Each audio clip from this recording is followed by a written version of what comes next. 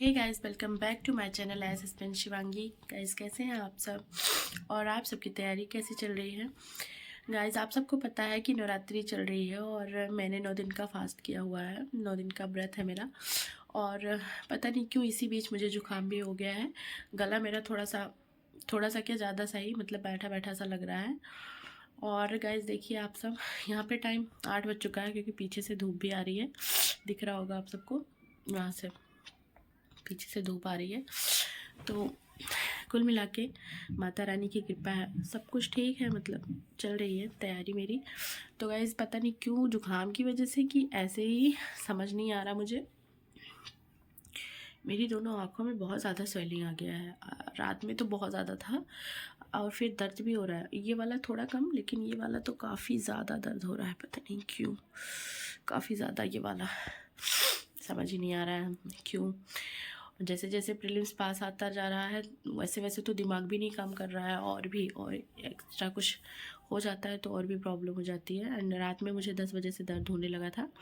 दैनिक आई drop था तो वो मैंने डाला, उससे कुछ आराम मिला। बट मुझे ऐसा लग रहा है कि जुकाम की वजह से ही, क्योंकि मेरे हमेशा ऐसा होता है, अगर मुझे जुकाम होता है तो मेरी आँख से आंसू बहुत निकलते हैं, शायद इसकी वजह से हो। तो आप लोग की तैयारी कैसे चल रही है गाइस? अब तो बहुत ही कम दिन बचे हैं, बहुत ही कम, मतलब कुछ कहा ही नहीं जा सकता। इतने कम दिनों में जो तैयारी है उसको एक दिशा देनी है, कहते हैं ना कि। सो गाइज़, इतने देर से मैं स्टडी कर रही थी, बट मैंने सोचा कुछ एक दो कमेंट पे भी आप सबसे बातें कर लेते हैं, तो मैं आप सबसे शेयर करना चाहती हूँ। तो जैसे गाइज़ पता है आप सबको कि मतलब 2-3 वो आए हैं कि दीदी पीवाईक्यूज़ कितनी बार करें, क्या पीवाईक्यूज़ बहुत ज़्यादा, मतलब पीवाईक्यूज़ कर रहे हैं तो कितनी बार करें, किस तरीके से पीवाईक्यूज़ का एनालिसिस करें, ट्रेंड एनालिसिस कैसे करें, तो उन सब चीज़ों पर आज बात करेंगे। गाइज़ देखो, अगर आप ना पीवाईक्यूज़ देखते हो तो जैसे उसमें क्या हो जाता है ना कि कौन से टॉपिक ऐसे हैं जो मल्टीपल टाइम्स रिपीट हो रहे हैं, जैसे नीति निर्देशक तो डीपीएसपी हो गया, या फिर प्रस्तावना हो गया, प्रियम्बल, या फिर फंडामेंटल राइट्स हो गए। ये सब चीज़ों से क्वेश्चन आपको टॉपिक ऐसे पता चलने लगता है कि कौन सा टॉपिक आपका कितना इंपॉर्टेंट है, कितना ज़्यादा उससे क्वेश्चन पूछे जा रहे हैं, हर साल पूछा जा रहा है। हर सब्जेक्ट में ऐसे ही, ऐसे आपको आर्ट एंड कल्चर के बारे में पता चलता है कि कौन सी चीज़ें मतलब इंपॉर्टेंट है। जैसे आप पीवाईक्यूज देखते हो कि 10 सालों का ट्रेंड क्या रहा है, किस सब्जेक्ट से कितने ज़्यादा क्वेश्चन, किस साल 16 क्वेश्चन किस सब्जेक्ट से पूछे जा रहे हैं, किस क्वेश्चन का क्या है, मतलब कितने क्वेश्चन पूछ रहे हैं, चाहे वो पॉलिटी का हो या इकोनॉमी का हो, या फिर इधर उसका आर्ट एंड कल्चर का हो गया, है ना। वरना आपको पता ही नहीं रहेगा कि हाँ इंपॉर्टेंट कितना है, क्या है, और उसके हिसाब से पता चला 1-2 सब्जेक्ट, मतलब आपके एक सब्जेक्ट से 2-3 क्वेश्चन आने हैं और आप पूरे दिन वही लेकर बैठे हो। अब एक चीज़ आपको और भी बता दें, जो यूपीएससी है ना, इसमें ऐसा नहीं है, अगर मैंने इतने सालों के क्वेश्चन देखे तो मुझे समझ में आया कि मतलब ऐसा नहीं है कि अगर आप से मतलब किसी सब्जेक्ट से पिछले ईयर पूछा है 10 से 15 क्वेश्चन, 19 क्वेश्चन, तो आप ये 100% मान के चले कि इस बार भी पूछेगा नहीं। ये कुछ भी कर सकता है, मतलब कुछ भी हो सकता है, इसमें कभी भी गेम चेंज हो सकता है। तो आपको जितने भी सिलेबस में सब्जेक्ट दिए हुए हैं सबको इक्वली इंपॉर्टेंस देना होगा। बट मैं टॉपिक की बात करूँ, जैसे कोई ऐसे टॉपिक है जो बार बार मल्टीपल टाइम्स रिपीट हो रहे हैं, तो कौन से टॉपिक आपके किस सब्जेक्ट में इंपॉर्टेंट है ये आपको पीवाईक्यूज से ही पता चलेगा गाइज।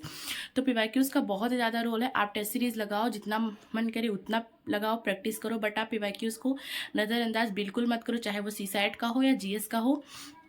पीवाईक्यूज बहुत ज़्यादा इंपॉर्टेंट है, बहुत ही ज़्यादा। पीवाईक्यूज करने से आपको बहुत ज़्यादा हेल्प मिलता है टॉपिक को समझने में, चाहे वो आर्ट एंड कल्चर हो, कि कैसे अगर आप देखेंगे ना तो पता चलेगा आपको कि कौन से टॉपिक, आर्ट एंड कल्चर में सब कुछ है, मतलब बहुत कुछ है पढ़ने के लिए, लेकिन अगर आप पीवाईक्यूज करते हो तो आपको पता चलता है कि कौन सा टॉपिक इंपॉर्टेंट है, कौन से टॉपिक हम छोड़ भी सकते हैं, मतलब। तो ये सारी तरीके हो गए पीवाईक्यूज के। तो गाइज यही सारा सब कुछ है। और अगर बात करूँ भी मैं टेस्ट सीरीज़ का, तो मैं आपको बता दूँ कि फाइनेंशियल इशू की वजह से मैं टेस्ट सीरीज़ नहीं ले पाई हूँ गाइज़। अभी मेरे पास कोई टेस्ट सीरीज़ नहीं आया है और मुझे ऐसा लगता भी नहीं है कि मैं ले पाऊँगी। बाकी देखते हैं जो भी होता है। बाकी मेरी प्रिपरेशन जो है वो चल रही है माता रानी की कृपा से, जितनी भी मैं कर पा रही हूँ। और बाकी शॉर्ट नोट्स वगैरह मैंने बनाया है, बट अभी मैं कोई टेस्ट सीरीज़ नहीं ले पाई हूँ, क्योंकि मुझे आपसे शेयर करनी थी, क्योंकि बहुत सारे लोग टेस्ट सीरीज़ के मुझसे पूछ रहे थे। अगर मैंने टेस्ट सीरीज़ लिया होता तो मैं आप सबके साथ ज़रूर शेयर करती गाइज़। मैं नहीं ले पाई हूँ, इसलिए मैंने आप सबके साथ शेयर भी नहीं किया है गाइज। यहाँ पे मैं अपना आपको कुछ नोट्स दिखा देती हूँ, क्योंकि 2-3 नोट्स कमेंट पे, मतलब नोट्स से भी रिलेटेड क्वेश्चन पूछा है, आप लोगों ने कमेंट किया है। तो अभी मैंने कैसे पॉलिटी के लिए बनाया है मैं आपके साथ शेयर करती हूँ। सो ये गाइज मैं आप सबके साथ शेयर कर रही हूँ अपनी पॉलिटी के नोट, जो कि शॉर्ट नोट्स मैंने बनाए हैं। आप सबने बहुत दिनों से कहा था दीदी अपने नोट्स आप एक बार दिखा दीजिए, तो मैंने सोचा आज आपके सबके साथ शेयर कर देती हूँ गाइज मेरी पॉलिटी के नोट्स। और यही मैंने बनाया, मतलब शॉर्ट नोट्स है ये, बाकी नोट्स मैंने अलग से बनाया हुआ है, वो बहुत काफ़ी मोटी है, बट ये मैंने शॉर्ट नोट्स से रिवीजन कर लिया, और रिवीजन के लिए और ख़ास करके प्रीलिम्स को ध्यान में रख के, क्योंकि आप सबको पता है कि मुझे 25 में अटैम्प्ट देना है और अब बिल्कुल गिने चुने दिन बचे हैं मेरे पास, और दिन ऐसे कट जा रहे हैं पता ही नहीं चल रहा कि दिन भाग कहाँ रहे हैं। तो इसमें रिवीजन के लिए, फास्ट रिवीजन के लिए, मतलब एक तरीके से कहें क्विक रिवीजन के लिए मैंने ये नोट्स बनाया है। अदरवाइज़ ये शॉर्ट नोट्स है और बाकी डिटेल में मैंने नोट्स अलग बनाया है, तो ज़रूरत पड़ी तो आप लोगों के साथ वो भी शेयर करूंगी गाइस। तो फिलहाल आपके साथ मैं ये शेयर करूँ क्योंकि आप सबका बहुत दिनों से था, मैं कर नहीं पा रही थी, कुछ टाइम हो जाता, कुछ और चीज़ें हो जा रही थी। तो ऐसे मैंने हर सब्जेक्ट के अपने, जैसे इकोनॉमी हो गया या पॉलिटी हो गया, हिस्ट्री हो गया या एनवायरमेंट एंड इकोलॉजी हो गया, इसके शॉर्ट शॉर्ट नोट्स बनाए हैं बहुत लिमिटेड पेजेस में, एंड एकदम बिल्कुल प्रीलिम्स को ध्यान में रख के। अभी मेंस का इसमें कुछ भी इंक्लूड नहीं किया। ऐसी चीज़ें जो पीवाईक्यूज़ का एनालिसिस करने के बाद, जो कि पीवाईक्यूज़ में एनालिसिस करने के बाद कि कौन सा टॉपिक इंपॉर्टेंट है, किस टॉपिक से चीज़ें रिपीट हो रही हैं, उसको ध्यान में रख के मैंने ये नोट्स तैयार किया है गाइस। क्योंकि पीवाईक्यूज़ एक बार आप देखते हो ना तो आपको टॉपिक पता चल जाता है, एंड उसी टॉपिक को मैंने शॉर्ट कर करके यहाँ पे किया हुआ है। तो आई होप अगर आप लोग भी पीवाईक्यूज़ को ध्यान में रख के अपने शॉर्ट नोट्स वगैरह बनाते हैं तो आप लोग को बहुत ज़्यादा हेल्प होगी इससे। तो गाइज़ ये मतलब मेरा तरीका है, अगर आप लोगों को सही लगे तो आप लोग फॉलो कर सकते हैं, अदरवाइज जैसा आपको ठीक लगे। बहुत दिनों से आप सबका था, देखिए गाइज़ इसमें यहाँ पे मैंने मतलब बहुत छोटे छोटे नोट्स थे। मैंने आपको बार बार कहा ना कि मैंने प्रीलिम्स को ध्यान में रख के बनाया है, मेंस के लिए बिल्कुल भी नहीं। तो इसीलिए प्रीलिम्स के टॉपिक को ही मैंने इसमें किया हुआ है, और ख़ास करके पीवाईक्यूज़ देखने के बाद, जो कि उसका ट्रेंड एनालिसिस रहा है पिछले 5-6 सालों का, उसके अकॉर्डिंग मैंने ये नोट्स तैयार किया है। तो आज मैंने आपके साथ सबके साथ शेयर किया, क्योंकि आप लोगों का था कि दीदी अपना नोट्स दिखा दीजिए, तो इसीलिए शेयर किया कि अगर आप लोग को थोड़ा आइडिया चाहिए होगा तो थोड़ा इससे आइडिया मिल जाएगा। अब मैंने आप लोगों को अपने नोट्स भी दिखा दिए हैं, जो कि बहुत सारा था। अब मैंने पॉलिटी का भी आप सबके साथ शेयर किया है।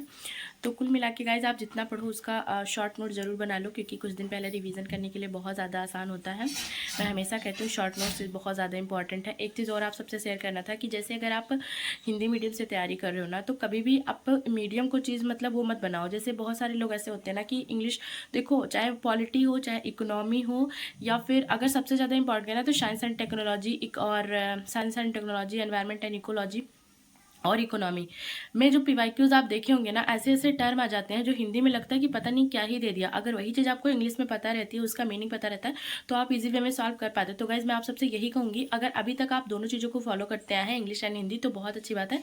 अदरवाइज़ अगर आपने नहीं किया है तो प्लीज़ आप इन तीनों सब्जेक्ट्स में तो ज़रूर से ज़रूर करिए बिल्कुल, क्योंकि ये आपकी बहुत ज़्यादा हेल्प करने वाला है। अदरवाइज़ गाइज बहुत प्रॉब्लम हो जाती है मेरे साथ।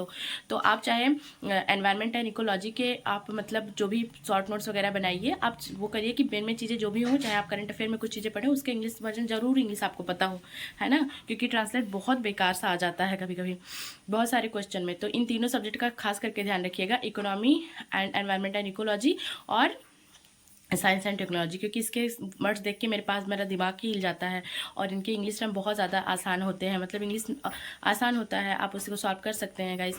तो यही सारी चीज़ें मुझे आप सबके साथ शेयर करनी थी। अब आप लोगों से मैं एक चीज़ कहना चाहती हूँ, वो ये कि आप लोगों को ये वीडियो देखना है, इसको खूब ढेर सारा प्यार देना है। और जैसे कि आप सबको पता है कि मैं 25 के लिए प्रिपेयर कर रही हूँ, तो 25 से प्रिपेयर मतलब 25 की प्रिपरेशन से रिलेटेड जो लोग भी हों, जिनको जो भी डाउट हो, आप लोग प्लीज़ इस वीडियो के नीचे कमेंट करिएगा, मैं आपके कमेंट का रिप्लाई ज़रूर करूँगी। एंड गाइज मुझे अभी कुछ दिनों से सारी चीज़ें थी, बट अभी सब सही लग रहा है, और अभी शाम का टाइम है तो मुझे काफ़ी ठीक लग रहा है। वैसे मॉर्निंग से मैंने ब्लॉग शूट किया था तो उसमें मुझे काफ़ी ज़्यादा मेरा गला बंद बंद था, बट अभी 3 बज रहा है, 3:30 के करीब, तो मुझे आराम काफ़ी ज़्यादा लग रहा है। तो गाइज़ आप लोग इस वीडियो को खूब शेयर करिएगा, खूब ढेर सारा प्यार दीजिएगा गाइज़, प्लीज़ प्लीज़ प्लीज़ आप लोग खूब ढेर सारा सपोर्ट करिएगा। एंड मिलते हैं फिर नेक्स्ट ब्लॉग में, तब तक के लिए आप सभी को all the best guys, and अपनी अच्छी प्रिपरेशन अच्छे से करिए। जय हिंद।